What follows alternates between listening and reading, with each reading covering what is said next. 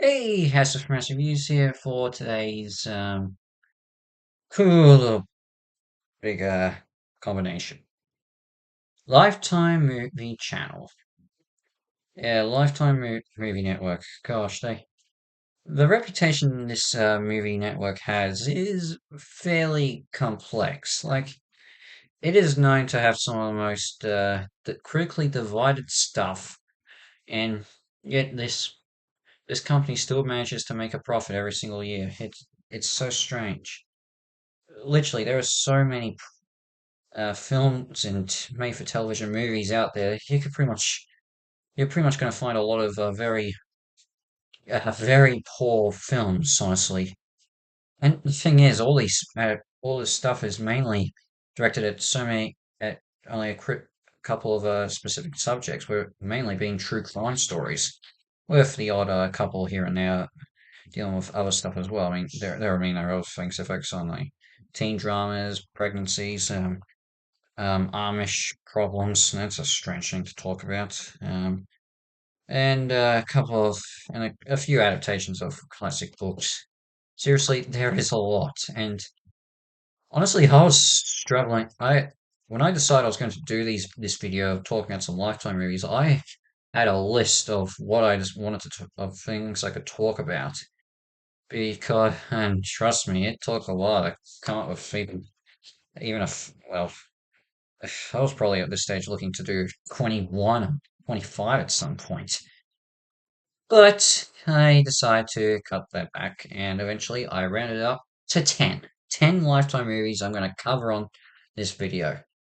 And, well, I think I've come up with a good list of stuff I'm going to talk about.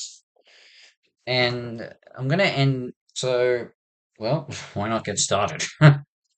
And this isn't going to be necessarily a regular reviews. I'm just going to go over each of them and just basically tell you what I think. Because there's not really much you can go on about them.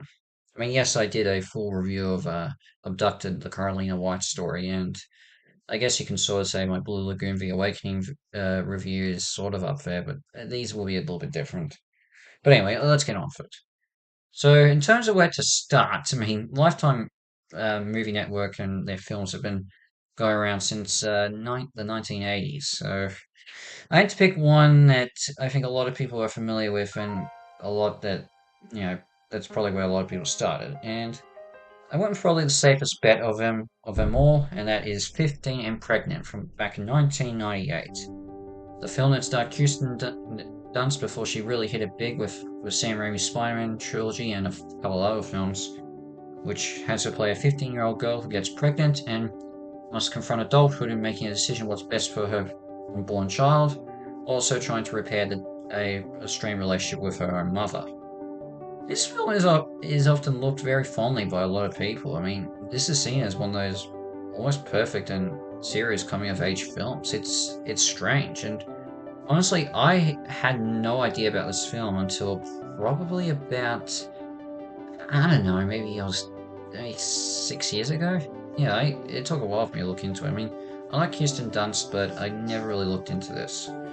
But I can see why people really adore this film. It is a close to being perfect film. Dunst is great as the lead, and she is fantastic, and all the other actors are good. The story is pretty sufficient in some of how a teenage girl is dealing with an unplanned pregnancy. I think it is effective. It's it's strange. This one is looked very fondly on, and one of the many few times that Lifetime actually got things right in almost pure perfect. And yeah, I can see why. But I wouldn't say it is the only one. Because I think at the top, the way it's gained more of a perfect or more of a near perfect reviews and all that is over time, considering how things change, considering how the film network grew and grew over time. Because of the way I think, a lot of these stuff that was released before 2010 are actually mostly good movies, and you can see why why I look fondly on. And because and since that and it's because of that I have to and I state that because well the next film, which I'm talking about, which was released in 2008, is also what I call near perfect, and that is Little Girl Lost, the Delamar Vera story. Now, if you don't know what this story is about, this is about the case of Delamar Vera, who at 10 days old was abducted from her family during the chaos of a house fire by a family relative, and she was raised by that relative for 6 straight years until her biological mother found her during at a birthday party, and changed the whole, and the truth was revealed. You can say this is similar to the case of Carolina White, even though this was released before Carolina discovered her identity. So you can understand why I'm talking about this, but I didn't learn about the Delamar Vera story till after I did research in Carolina White, so it's a bit, that's how I got exposed to the whole thing. And, well, I will admit, I think it's best to probably watch the documentaries on what actually happened, and which, especially the most recent one back in 2024, which had Delamar actually be a part of, which is, I think, Back from the Dead, Who Kidnapped Me. Yeah, that's the one. This is still an effective movie. I think they do a really good job, and this film mainly focuses on Luz Cravers, who is Delamar's biological mother, and her growing fight to find out what happened to her child, which, is pretty much a common theme in this story. When you hear about, just how much she refused to believe her daughter was actually dead, and everything, and how it impacted a lot of her relationships with the rest of her family. Not so much other children, but also her husband, and a few other people here and there. Though, as much as I am pleased with what they do here, there is one thing I will think that when Lifetime did Carolina White's story 4 years later, is that they don't show Delamar's life with the family she believed was actually biologically related. I appreciate they show Carolina White with the family of the Petway family, because, despite everything, there was still love there, and it's clear that that family loved her, and they do show it despite not showing all the relatives. With this, you don't. You do see a little bit of Delamar's life with the woman she thought was her mother, but you don't see anything else, and that's one of the most interesting facts I try to look into in the story, is Delamar's life with in the hands of her abductor's family. And yeah, I don't know. There's always conflicting stories as to how she was treated by that family, but I don't know. They don't address it here, and even then, I guess that's probably why, because they don't know for sure what the true story is. And I guess I can sort of see why.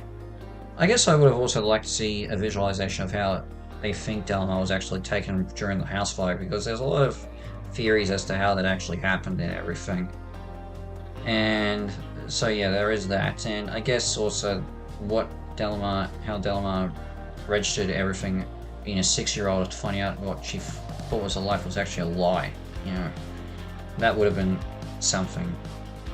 But I can't be too critical over it. I think this is still a good film, and yeah, I'd still say probably it's best to look into some of the documentaries first before looking into this, because they do change a few things, especially the name of Delamar's abductor, but it's worth a look, I guess. But as I said before, these first two films are stuff that were released before 2010, and 2010 is when the Lifetime Movie Network really began to get well known and develop its reputation of quality. And the one that started off, I think everyone's perception of them, is The Pregnancy Pact. Yeah, this is one film that often gets talked about a lot when people talk about Lifetime movies and all that. And, much like the first film, much like Delamar Vera, this is actually based on a true story, though whether or not this is actually true is debatable. You see, in about 2008, there was a story going around that a group of teen girls in Massachusetts, at a Massachusetts high school, all got pregnant at the same time. It was alleged there was a pact between them for them all to be pregnant. Now, this has never been proven, never at all. And even the people, some of the girls who were interviewed by the press and all that, have said there was never a pact. It was just coincidence. This film states there was a pact. So, okay, if you want to base on a conspiracy theory, fine. But just try and do things serious with this. And to an extent, they do. Of course, the main thing that they in the story is that there was a pact, and we obviously follow one of the teenagers who was a parent who, well, the made-up characters, I should say, one of the made-up characters of the pact, and how this affects her life now that she's pregnant and everything. And we do see a bit of the other girls of this pact as well, and how their decision impacts them. And to an extent, they do treat the matter seriously as what happens with each of these girls and following their decision and how this impacts the rest of their life.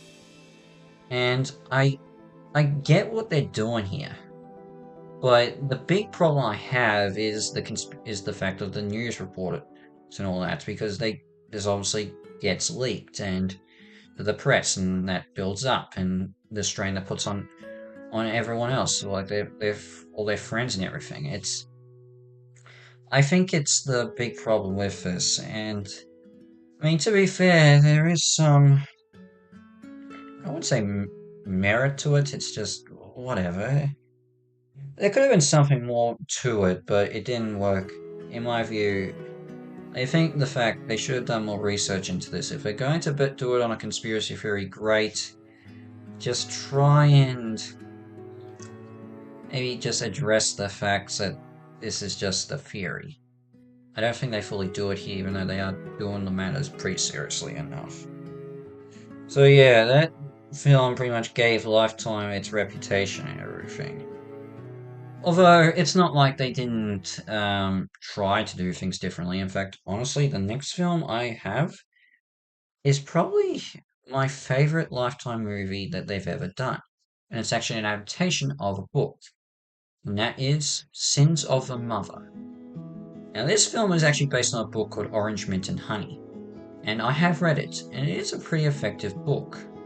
And I think they adapted the story well enough for television purposes, despite changing the name.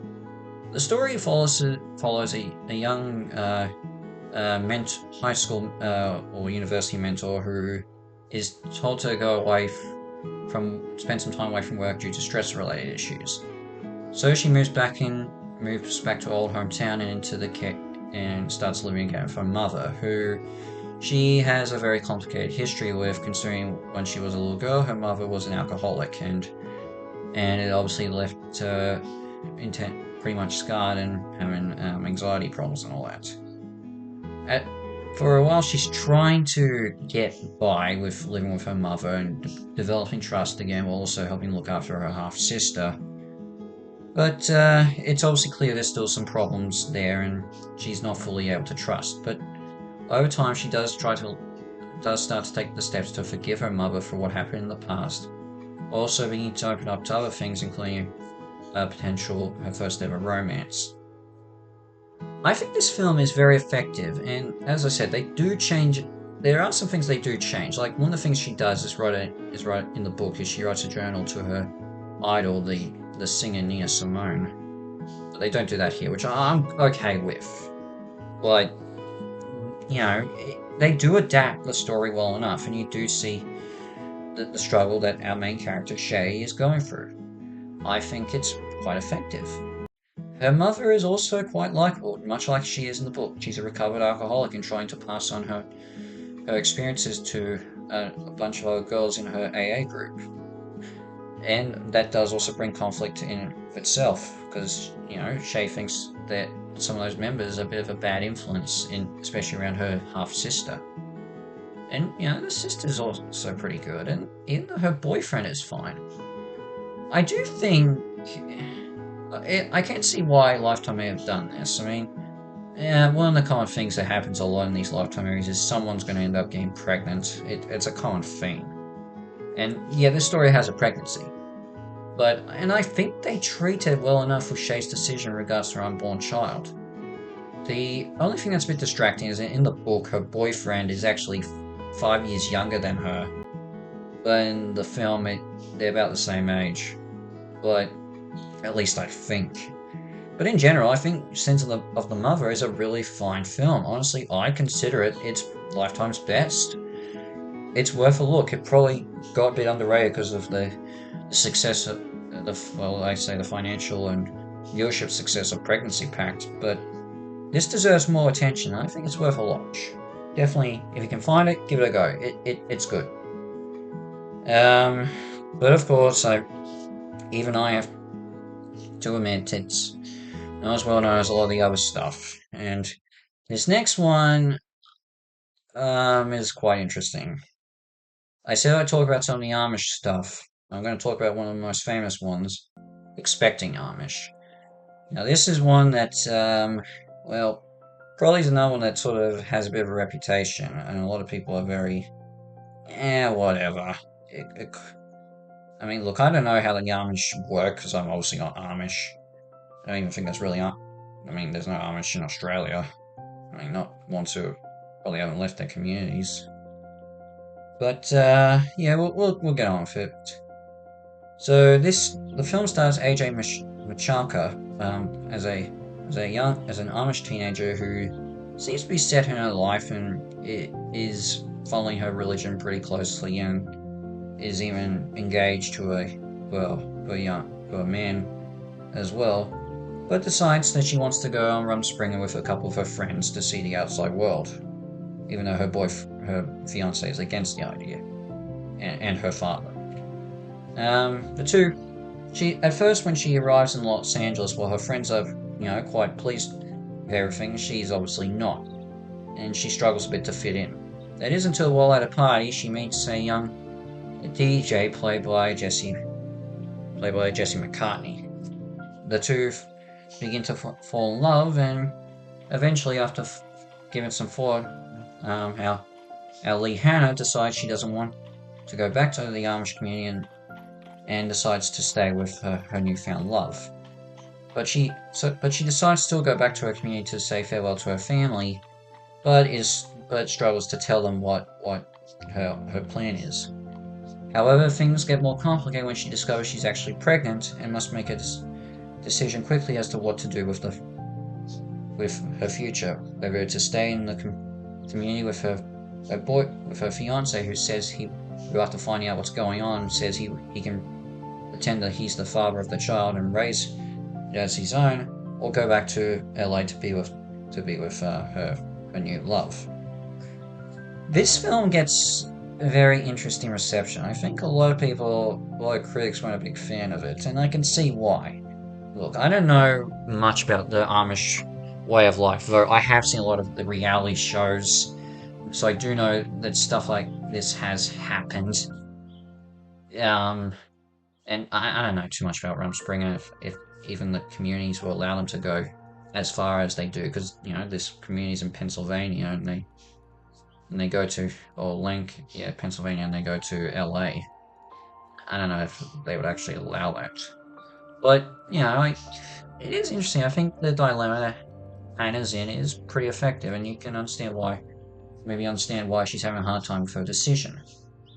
Um, Although I will admit, it is a bit distracting to see all these Disney Channel stars in this film. I mean, I've already mentioned AJ Michalka and Jesse McCartney, but also Alison Stone is in this, and there's some interesting casting choices.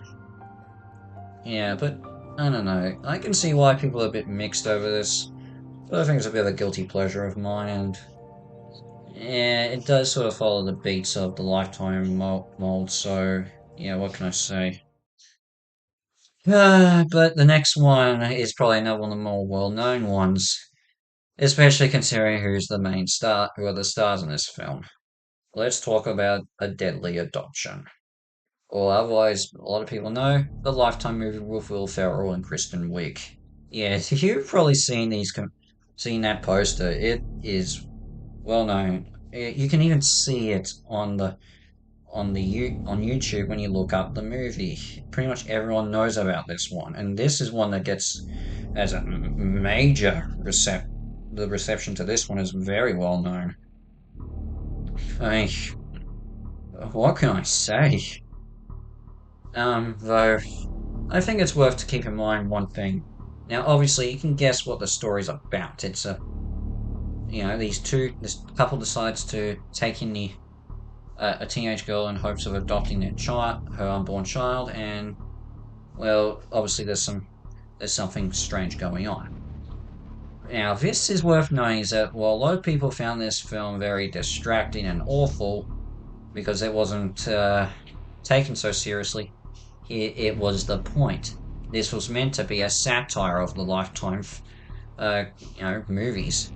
And I mean, you can basically tell why. I mean, the person who wrote the script was known to work very closely with Will Ferrell, so you can see how it was able to why they did what they did. It's actually smart in that respect. But with that said, I want to call it a perfect satire. Holy cow, this is just very very formulaic, very deadpan, and I don't think it works. And boy, Ferrell and Wig are grossly miscast. I mean, look, you get a bit. I can accept some of the actors who have appeared in Lifetime movies when they're, towards the end of their careers, like Diane Ladd and trying to think, Kirstie Alley. I can understand why they would do that just for a little bit of work, or even Kirsten Dunst and Kristen Bell when they were very early in their careers. I can understand that, or transitioning like Stoner and McCartney, expecting Arnish. With this, Wig and Ferrell do not fit, so you can see why people are easily distracted by it. My gosh. I think this had good intentions, it just did not work. Holy cow. It failed completely. Anyway, moving on. Now, I should probably go back to the true crime stuff, and this next one's probably one I think a lot of people want me to talk about, considering I indirectly referenced it in my top 10 reviews I'll never do. I say indirectly, because I never actually said it, but anyway. Let's talk about the college admission scandal. As I said, during my top 10 reviews I'll never do, when I started talking about why I'll never do anything involving Bill Cosby, because of my thoughts on him since his career-ending scandals, I mentioned the same thing. I feel the same way with him as with. I feel the same way with him as a bunch of other actors, including Lori Loughlin. And Lori's big crime was that she was obviously part of the college admission scandal, along with her husband and another actress in the form of Felicity Huffman. Now, this film doesn't necessarily name drop Huffman or Loughlin, but they do you can tell that the main characters are inspired by them.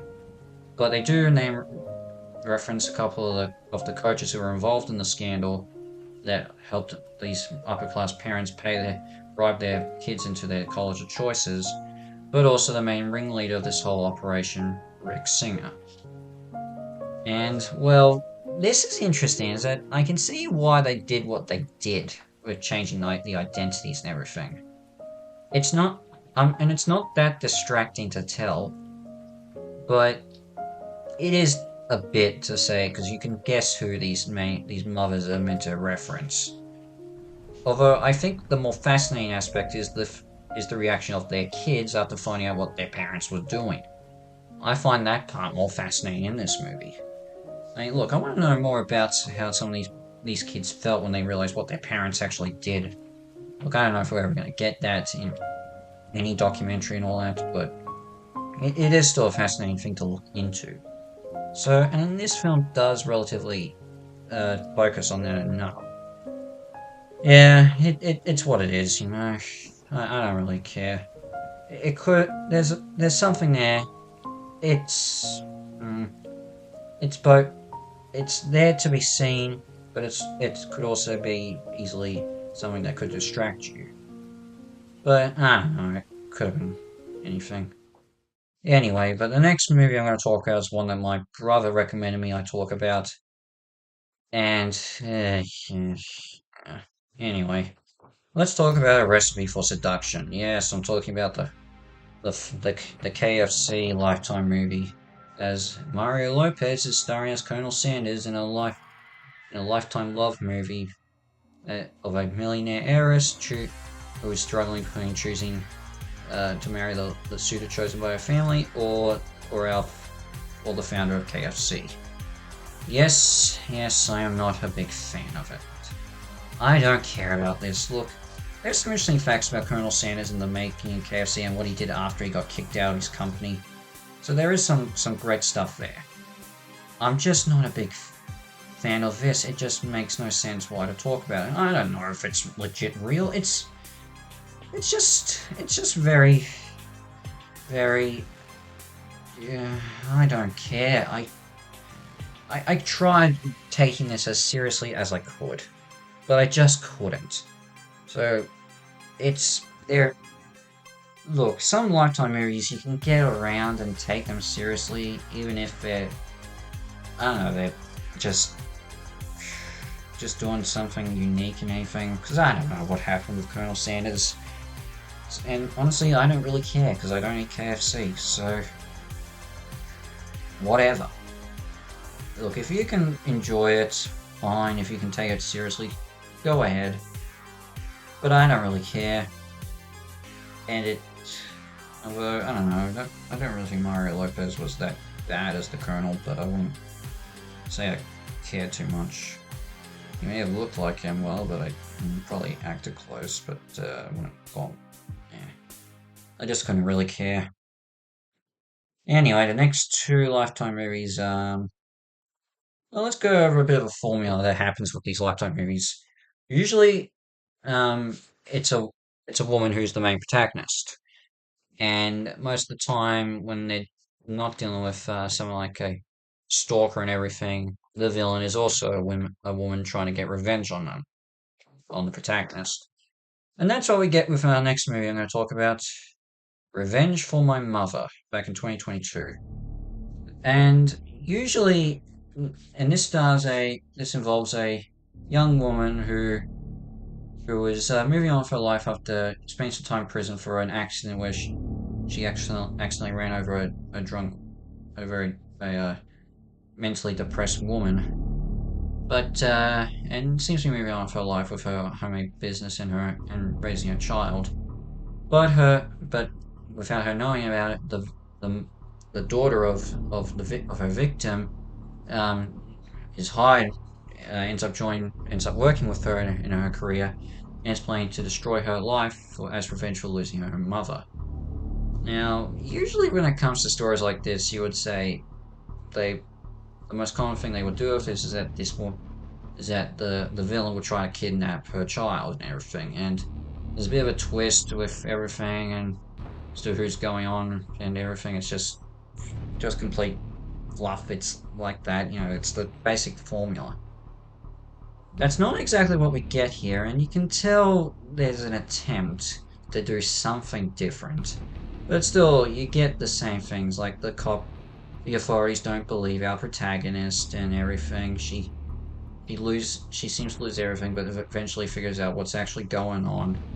There's her best friend tries to help out, but ends up getting killed by the villain and everything. It's a very formulaic plot, and it's happened every single time. But at least I can buy the reason why of the revenge plot, and it's a little bit different from some of the other stuff that they do with this.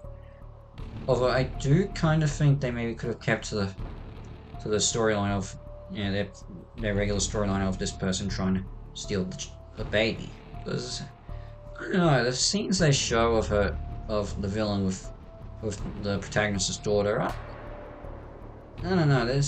It's clear she actually does like the baby, and honestly, knowing what she wanted to do, I reckon they could have done something more with that.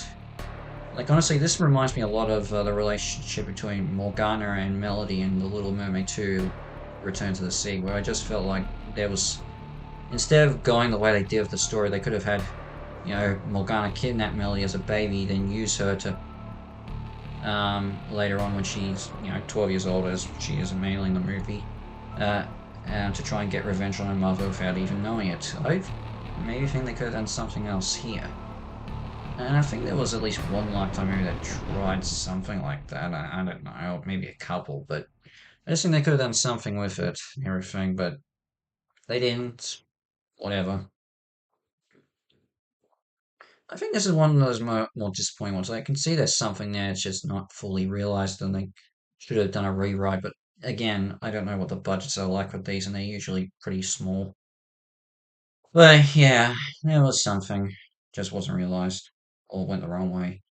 But I'll finally finish off the last movie I'm going to talk about, and it was released last year. I Was Optimum, the Natalie Solomon story.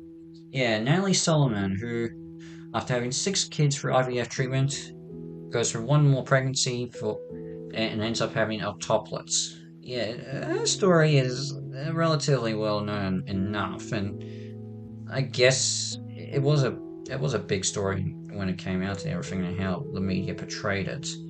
And what's interesting with this one is that the actual Natalie actually narrates the story and basically explains what happened and everything, what really went on. And look, I don't know if everything that they talk about here is true, but most of it is, especially in regards to her relationship with her own mother. So it is actually quite fascinating. It is a bit of a breath of fresh air when it comes to Lifetime movies. I honestly think this is probably the most experimental.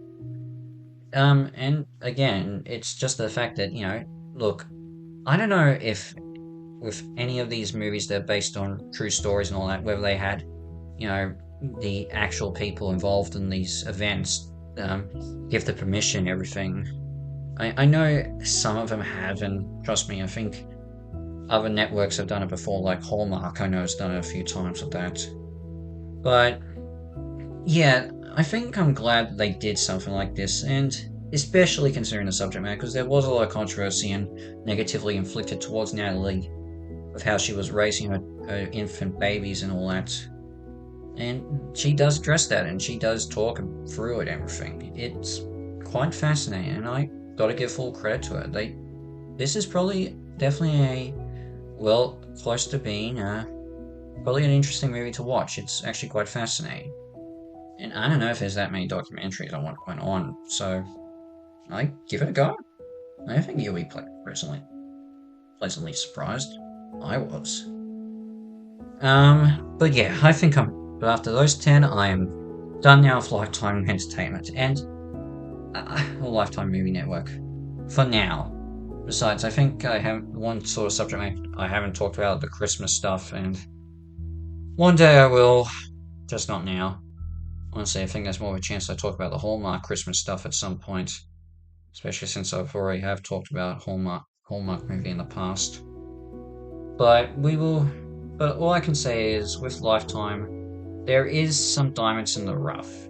Yes, they have a very flimsy reputation when it comes to their movies. There are some good ones in there, and I did mention a few. Even obviously, there are the stuff before they released their most their peak when they fully gained popularity in 2010. All them much more morality or whatever. Yeah, you know what I mean, when they gain more of a prominence. But even since 2010, they do have their few successes here and there, and all times where they try to do experimentation. It's worth a look, and it's clear they're not going to be going away anytime soon, so just give them a go. You might be surprised. Yeah. Anyway, well, in terms of what's next, I think it would be Metroid Prime 4, but it could be something else. You never know. But in the meantime, House of Masterpiece is out, and I shall see you for my next video. Ciao!